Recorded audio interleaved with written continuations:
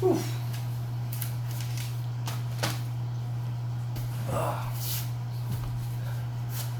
That concludes the reading session.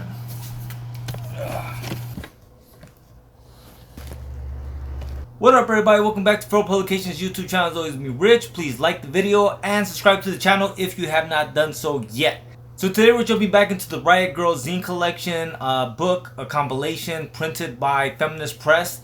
And before we get into that, I want to mention something that I just realized I added 2 + 2 and it equaled something great.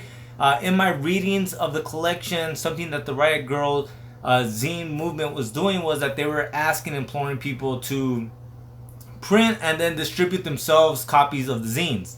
I obviously am not asking you guys to do that, but what I will be saying is, once again, shout outs to the homie BAM! Because yes, these QR codes, stickers are something that I'm really happy about, and I wanted to invite anybody that wants to slap tag these with me. Hit me up. I will go ahead and send you one full page cut up and ready to slap tag. And I'll throw in a couple of zines in there, you guys. So if you're willing to go ahead and slap tag these motherfuckers for me and help Grrrl Publication in that way, let me know. But beyond that, let's get into the zines. Hella notes, lot to talk about. So some of the stuff I liked about the compilation is that it looks like I misunderstood what they were saying. It's not necessarily only print media, but I guess anything that's analog. So like, instead of showing digital images and things like that, they're showing images of actual tape cassettes, audio cassettes. They have pictures of letters. They have, let me just go on the list. They got flyers, letters, notebook, envelope, tapes, stickers, set list, artwork, postcard, record covers, and audio cassettes, VHSs, and more. Boom. And by more, I mean newsletters.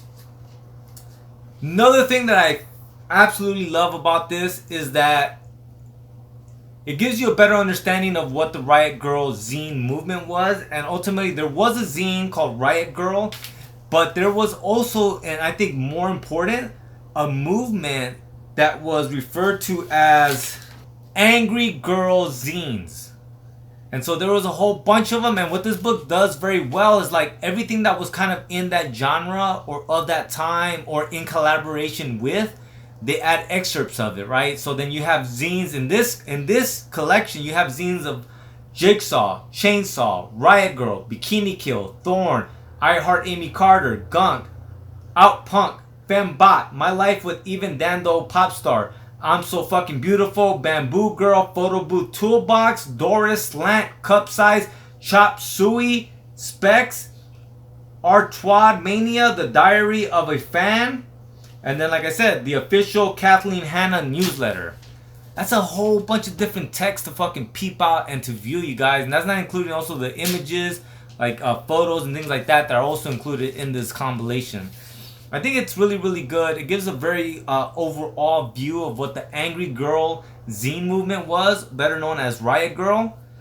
And there's 3 full zines in this. And the first full zine is Girl Gems, is a full zine. And that zine, fuck man, that shit is rough. I know that in the beginning they said that they omitted sexual abuse and things like that, but I think they meant to say like they didn't emphasize or focus on it. It's not omitted. It doesn't feel omitted, at least from that first Girl Germ zine. Like some of the content, you know, trigger warning dealt with like you know, child rape and like spousal abuse and like women being forced into prostitution. It was heavy, man. It's fucking heavy. I'll just say that much. Feminist Press did a great job in the sense that they maintained this aesthetic of like, you can see the creases in the images, you can see the folds, right? You can see the marker blots and like all that bleed through, and you can see where pencil has hit and where corrections were made, impromptu corrections. All that shit adds to the aesthetic and really does add to the human nature of it, which is something I always love about the analog, right? That human nature of it, how well things were preserved and taken care of. The full zines, you can see them bent open and shit like that. I fucking love that aesthetic. So kudos to them for that. After that, I want to read some of like the shit that I saw that I was like, this is probably my favorite in this first half. And so let's get into that. The beginning of it starts with this this flyer, and I really enjoyed this flyer, so I want to read it. It says, "The revolution starts here, plus now within each one of us. Burn down the walls that say you can't. Be a dork, tell your friends you love them. Resist the temptation to view those around you as objects to use. Recognize empathy and vulnerability as positive forms of strength. Resist the internalization of capitalism, the reducing of people plus oneself to commodities meant to be consumed. Resist psychic death. Don't allow the world to make you into a bitter, abusive asshole. Cry in public. Don't judge other people. Learn to love yourself. Acknowledge emotional violence as real. Figure out how the idea of competition, winning and losing, fits into your intimate relationships. Decide that you'd rather be happy than be right all the time. Believe people when they tell you they are hurting or are in pain." Here was another excerpt that's in Chainsaw that I liked a lot, and it was, I think I know a lot about how, not just the tangible way that record labels run, but the way the people who run them, the way their minds work, and they are mostly run by men, and they are not very socially responsible men, I don't think. And so that excerpt I like a lot because it talks about, you know, ultimately that women need to not only get into these spaces, but create these spaces, right? Not only try to advocate for them to be treated with respect in these industries, but become figures and factors in the industry themselves. And I think that's very important, man. I really do think that, you know, I am an anti-capitalist, and through reading these zines, it feels like the Riot Grrrl movement was very, very apprehensive to capitalism as well. And anti-capitalist, I would dare say.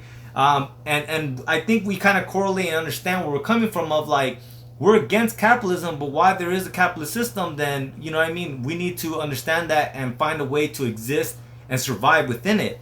And one of the best ways of dismantling it is creating systems and enterprises that can become self-sustaining and grow, and then, you know, grow the new society that we hope to see in the shell of the old. And I think that this was a perfect excerpt for that.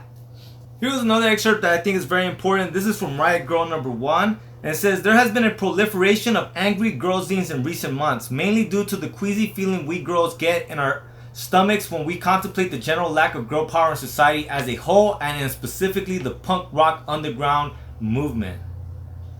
Now I want to couple that with this excerpt from somebody's notebook. It doesn't actually say whose notebook, but like some of the things that they were thinking about is some important questions facing girl punks in the 90s. And I found this to be very, very interesting, right? Some of the questions were, how can we make our scene less white in both numbers plus ideology? How can we best support, educate non-punk feminists?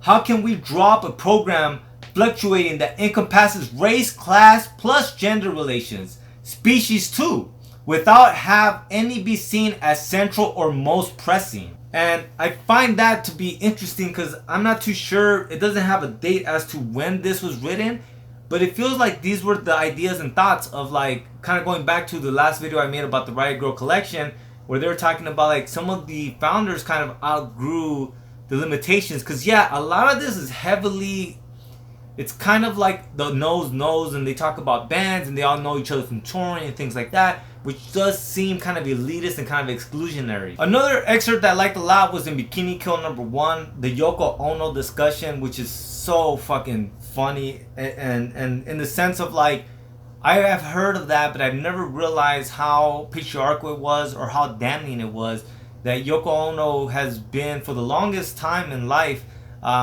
ostracized as the person who broke up the Beatles, because she decided to make music with her, you know, her partner, and they decided to do their own thing. Like, she shouldn't be blamed, harassed, or disliked for that reason. Like, that's something that was very valid.